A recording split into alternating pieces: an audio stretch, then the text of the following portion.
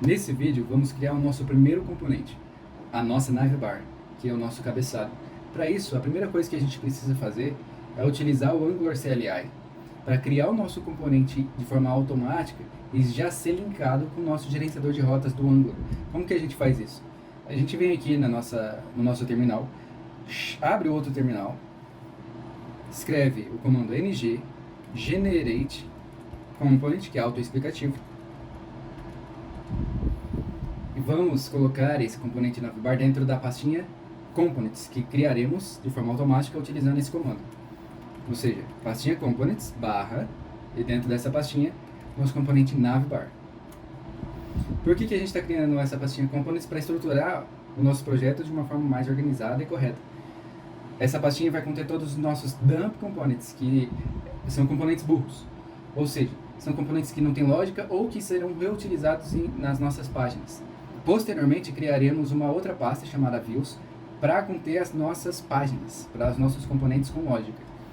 Mas por enquanto, criaremos só essa pastinha para o nosso componente de navbar. Aqui em cima, a gente pode ver o nosso navegador com o nosso projeto sendo rodado. Eu dividi a tela dessa forma para ficar mais rápido a visualização e fácil.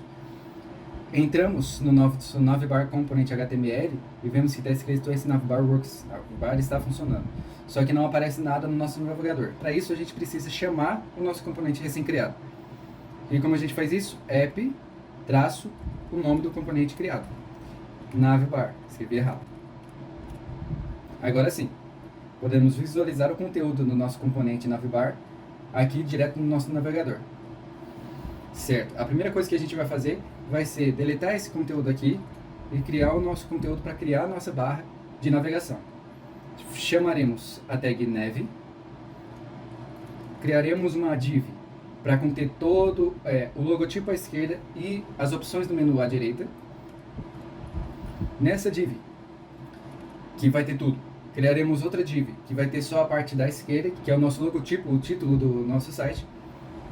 E esse título, esse logotipo, vai ser um link, para que quando clicar nele, volte e redirecione para a página inicial do nosso site. Então, eu vou chamar a tag A, que é referente a link, e vou colocar uma hashtag, porque posteriormente a gente vai fazer essa criação e alteração do nosso gerenciamento de rotas. Escrever calculadora de empréstimo. Embaixo, que é onde a gente vai concentrar o conteúdo alinhado à direita da nossa barra de navegação, a gente vai chamar a tag UL, que significa Unordered List, que é lista desordenada, para colocar alguns list items, alguns itens de lista que serão cada uma das nossas páginas. Página Home, sim, lembrando que ao clicarmos tem que ser redirecionado, então tem que ser o link. Por enquanto utilizaremos a tag A.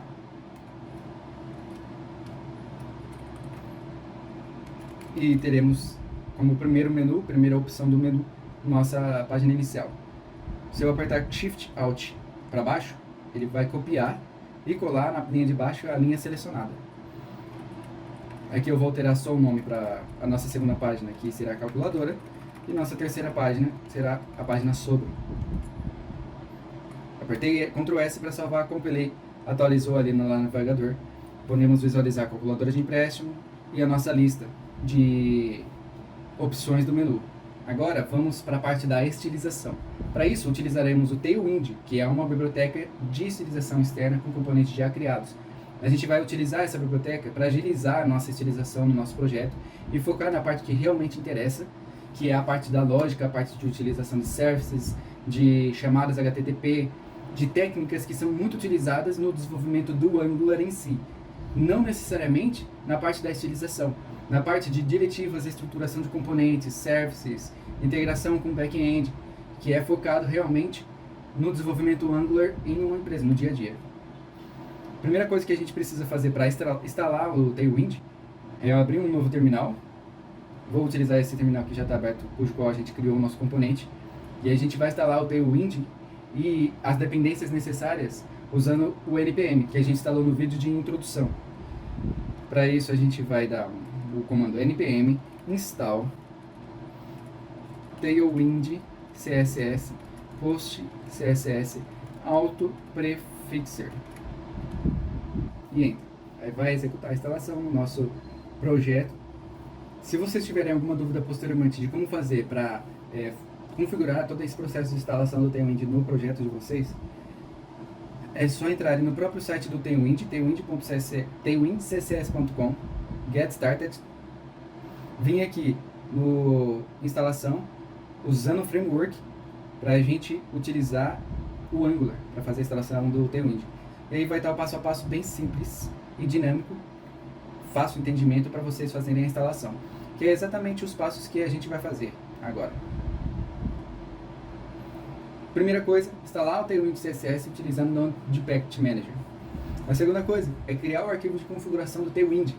Para isso a gente vai digitar o comando npx tailwind css init p.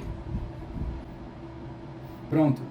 Temos o nosso arquivo aqui no canto inferior esquerdo, no nosso explorador de arquivos, tailwind config css, tailwind config js. A única coisa que a gente vai alterar aqui, seguindo a prática do próprio site do Tailwind, é colocar um .source barra asterisco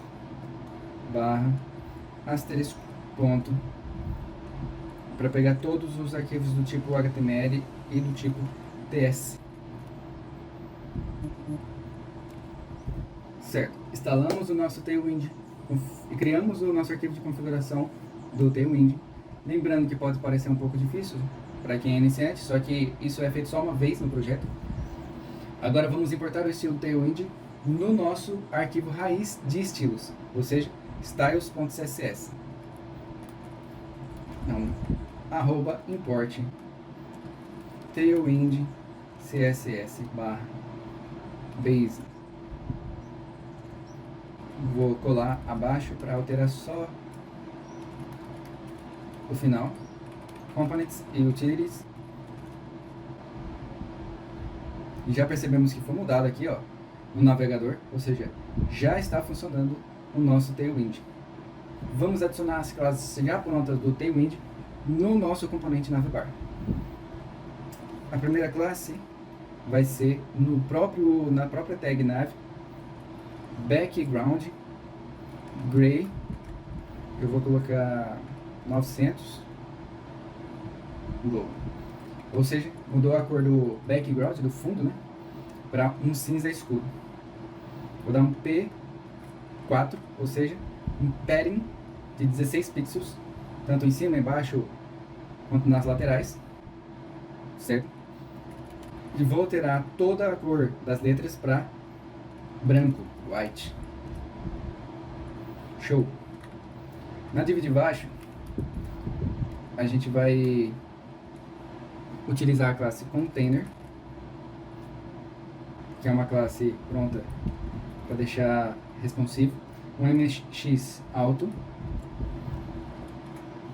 que é margem left e right, x é na horizontal e y é na vertical, flex para mudar o posicionamento, justify content, justify between, para eles ficarem justificados entre si. E eu vou dar um items center, mas eu não vou compilar ainda, porque eu quero mostrar para vocês como fica responsivamente na visão do celular. Fica desse jeito aqui, ó. A calculadora de empréstimo está no canto superior e eu quero que todos os itens fiquem centralizados ao meio, alinhados verticalmente. Por isso que eu estou utilizando esse item center. Se eu dar um Ctrl S aqui, ele vai ficar alinhado. Por isso eu coloquei modo mobile já para ver a diferença, porque aqui não dava para ver o modo de desktop, né, o modo de computador. Agora vamos para a nossa terceira classe. Eu vou mudar o tamanho da nossa classe, do nosso calculador de empréstimo, para ser 20 pixels a nossa fonte, usando esse text XL. Vou colocar ele negrito e fechou. Agora vamos alterar os estilos das nossas opções do menu. Vou chamar a classe Flex para eles ficarem posicionados um do lado do outro. e vou dar um space x de 4, ou seja, x é na horizontal e y na vertical. Se eu coloquei um space x4, quer dizer que eu estou colocando um espaço de 16 pixels, tanto na esquerda quanto na direita.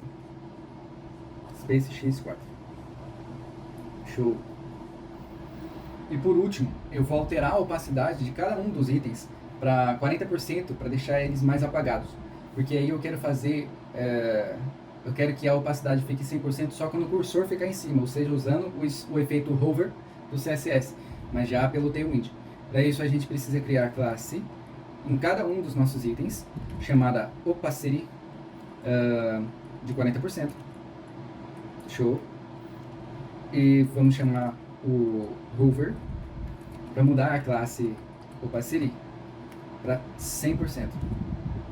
Vamos testar aqui, ó. Já está fazendo efeito. Vamos replicar a mesma classe para os itens de baixo. E fechou. Tá do jeito que eu gostaria. Se a gente ver de forma responsiva, tá legal também de se ver. Lembrando que essa replicação a gente vai remover nas aulas posteriores usando as diretivas do Angular como o NG4. Então, para esse vídeo, a gente finalizou o conteúdo. Na próxima videoaula, a gente vai focar no footer, que vai ser super rápido, porque a gente já fez todo o processo mais demorado de instalação e configuração do Tailwind no nosso projeto. E já vai também começar a ver a estruturação e criação da nossa página inicial, a home. Até lá!